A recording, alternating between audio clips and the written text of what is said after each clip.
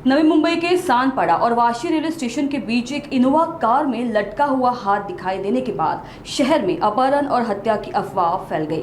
Video social media पर viral होते ही police ने car की तलाश शुरू की।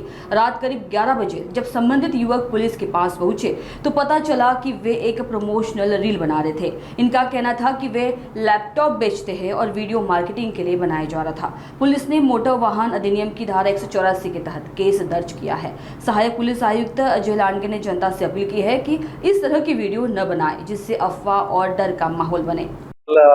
संध्याकाळी 8:45च्या सुमारास सानपाडा पोलीस स्टेशनला एक मेसेज आला की एका पांढऱ्या इनोवा कार मधून डिकीमधून एक हात बाहेर असलेली एक गाडी रस्त्यावरून चाललेली आहे आणि संशयास्पद आहे, मृतदेह असू शकतो असं एका नागरिकाने आम्हाला कळवल्यानंतर पोलीस इमिजिएटली क्राईम ब्रांच आणि सानपाडा पोलीस स्टेशनचे पोलीस ऍक्टिव्हेट झाले त्या गाडीचा शोध घेण्यासाठी।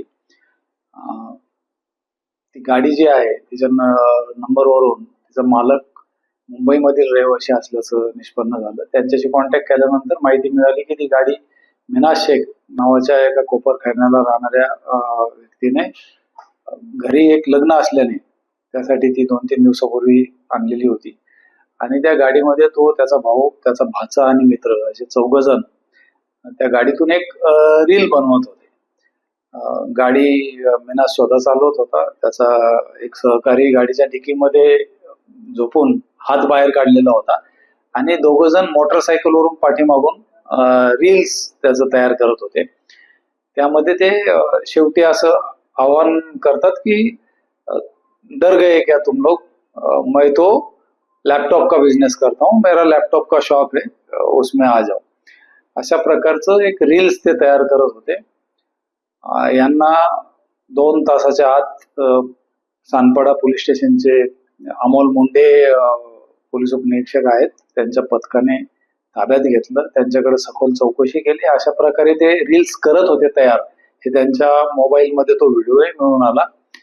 त्यांचा कुठलाही गैरहेतू त्यामागे नव्हता, परंतु गाडी ते जे चालवत होते आणि रील्स करत होते त्यासाठी त्यांनी ज्या प्रकारे गाडी चालवली ती निष्काळजीपणे चालवली, बेदरकारपणे चालवली, म्हणून त्या चालकाविरुद्ध मोटर व्हेकल ऍक्ट 184 अन्वये कारवाई करण्यात आलेली आहे। त्या सर्वांचं जुनं काही रेकॉर्ड नसल्याने त्यांना वॉर्निंग देऊन सोडून दिलेलं आहे।